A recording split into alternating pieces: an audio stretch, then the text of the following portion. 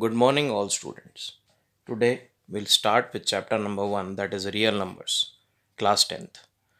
In this, we'll first of all start with exercise 1.1. The concept used in exercise 1.1 is Euclid division lemma.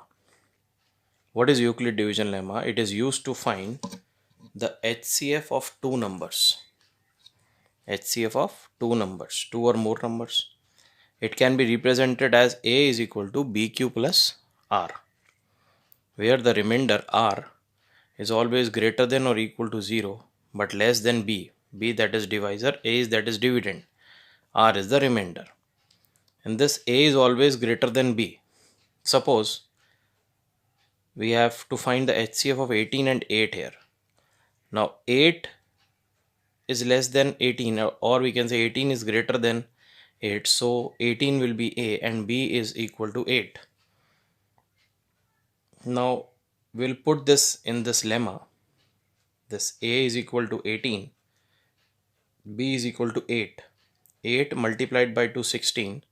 16 plus 2, that is 18 again.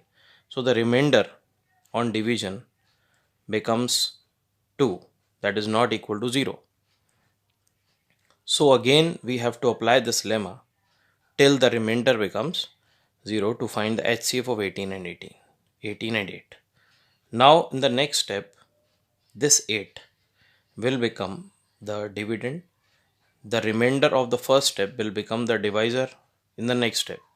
So 2 into 4 will become 8 and the remainder becomes 0. So by this we have found that on the step at which the remainder becomes 0, the last divisor is called the HCF. Now there is a property, or we can say a relation between HCF, LCM and the two numbers of which we have found that HCF and LCM. The property is HCF into LCM is equal to product of two numbers. This is very frequently asked question in the exam. HCF and LCM only for two numbers. This property is applicable only for two numbers. Yani HCF of two numbers, LCM of two numbers and the product of that two numbers. Not on three numbers. By using this concept, you can easily do exercise 1.1. You can try questions. Now for exercise 1.2, there is a theorem called fundamental theorem of arithmetic. What does it state? That every composite number can be expressed as a product of prime, and this factorization is unique apart from the order in which the prime factor occur. Every composite number means more than two factors.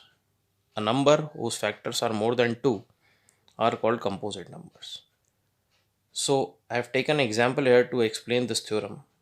18, suppose I have taken, it is a composite number. Its prime factorization is 2 into 3 into 3. Now this factorization is unique. Only what we can change is the order. That is 3 into 2 into 3 or 3 into 3 into 2. Only order can be changed, but we cannot change the factors. So this factorization is unique apart from the order in which these prime factorization occur. This theorem will help you to explain, to do the questions of exercise 1.2. Now about exercise 1.3, there are till now from previous knowledge we note that root 2 is irrational number, root 3 is irrational number, that is non-terminating, non-repeating. But in this exercise we'll prove that how this root 2, root 3 or the combination of rational or irrational numbers prove to be irrational. So, but before starting this exercise, there is a theorem 1.3 in your NCERT, that is this theorem states that if any number, the square of any number is divisible by any prime number p, then that number is also divisible by that prime number. This theorem is very important. By doing this proof will start. Suppose I have taken one example is 6 plus root 2 is irrational. We'll assume this, that 6 plus root 2, let it be rational, where a and b are co-prime. This condition is very important. A and b are co-prime numbers. What are co-prime numbers? Whose HCF is 1. Those two numbers whose HCF is 1 and b is not equal to 0. So 6 plus root 2 is equal to a by b. Root 2 is equal to a by b. We'll take 6 from here, minus 6. Take the LCM. This part, a minus 6b upon b, is rational because it does not contain any irrational part.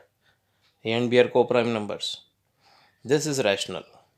This means this root 2 should be rational. But the fact is that root 2 is a rational number. So an irrational number cannot be equal to a rational number. So this statement is false. So this contradicts the fact that root 2 is irrational. Therefore, the whole expression 6 plus root 2 will also be irrational number. So this is an example. By using this example, the concept, you can do exercise 1.3. You can try the questions. Now, for the last exercise 1.4, that is very easy and very simple.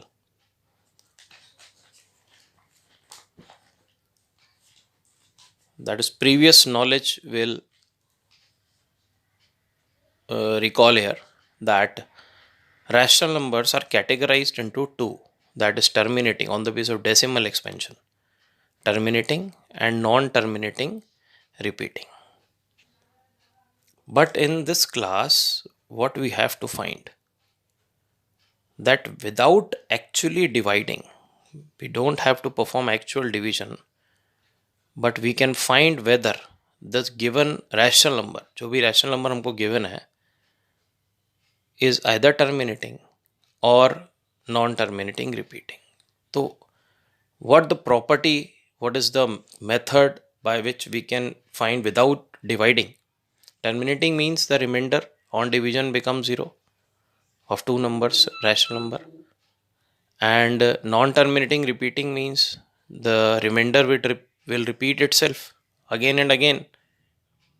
So without dividing, how can we judge, we can find whether the given expression is this terminating or non-terminating repeating?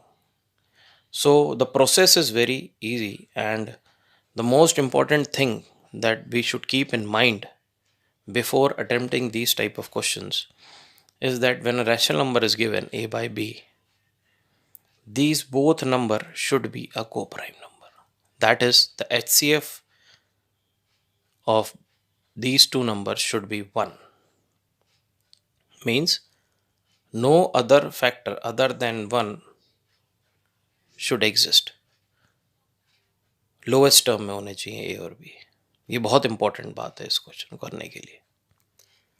Now second step, if first of all co-prime, then if the factors of this denominator, this is b, are in the form of 2 power n into 5 power m, that is, it contains the factors as 2 and 5, or we can say only 2 and only 5 will also work, but it does not contain 2 other than factors 2 and 5.